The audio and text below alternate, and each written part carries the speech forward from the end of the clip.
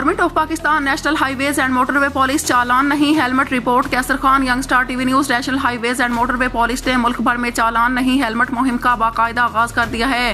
तर्जुमान motorway police के मुताबिक इस मुहिम का मकसद मोटरसाइकिल सवारों में हिफाजती शऊर उजागर करना और हादसात में कीमती जानों के ज़या को कम करना है।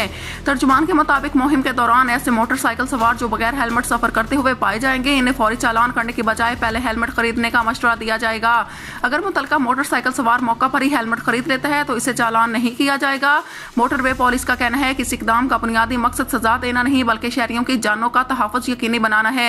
मुहिम के जरिए अवाम को ये बावर कराया जा रहा है कि हेलमेट का इस्तेमाल किसी भी हादसे की सूरत में सर को शदीद चोट से बचाने में इंतहाई अहम किरदार अदा करता है। तर्जुमान ने मजीद बताया कि चालान नहीं हेलमेट मुहिम को अवामी सतह पर भरपूर पजीराई हासिल हो रही है और शहरी इस मुस्बत इकदाम को सराह रहे हैं। मोटरवे पुलिस ने मोटरसाइकिल सवारों से अपील की है कि वो अपनी और अपने प्यारों की हिफाजत के लिए हर सूरत हेलमेट का इस्तेमाल यकीनी बनाएं।